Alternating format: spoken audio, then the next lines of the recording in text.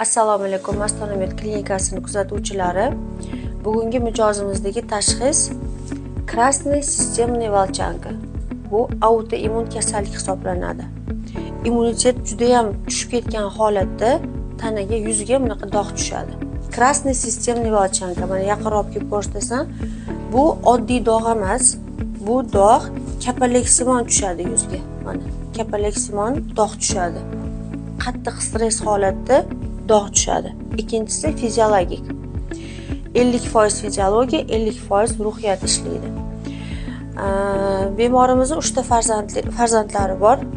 Ikkinchi farzand tug'ganlarida turmush o'rtoqlari chetga ishlagani ketgan paytda qattiq stress holatga tushganlar. Ikkinchidan homiladorlik paytida, homiladan keyin, tug'ruqdan keyin bu holat kuchayib ketgan. Hozir 3-chi farzandlari bor, emizuvlik, lekin yuzda kundan kunga dog' ko'tarilib ketgan.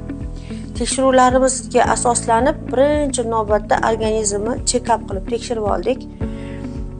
Hazm sistema, o'tqoq, jigar, teri osti nevrologiya. Ayniqsa nevrologik holatlarini chuqur tekshirganimizda qattiq charchoq, stress, doimiy stress holatda yurish, asabiylik, undan tashqari bo'g'imlarda qattiq og'riqlar.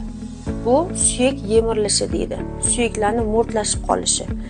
Krasniy volchanka kasalligida autoimmun kasallik sistemniy deyilishining sababi butun tanaga nevrologiya, endokrinologiya, ginekologiya, gastroenterologiya yana qo'shimchasiga suyak, bo'g'im kasalliklariga olib keladi. Suyakda yemirilish boshlanadi.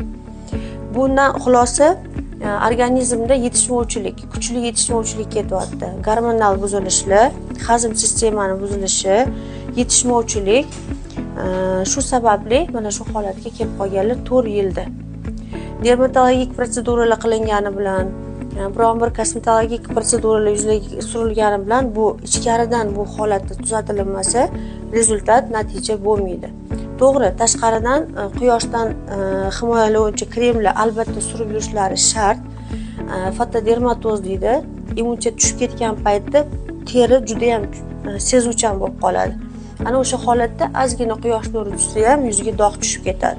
Bularda ham fotodermatoz bor, защитный surib yurmaganlar, himoyalovchi kremlar surilmagan dog' tushgan, lekin asosiy 80% ichkaridan kelgan. Immunitet tushib ketishi, oziqa yetishmovchiligi va albatta infeksiya va parazitlar sababchi bo'lgan.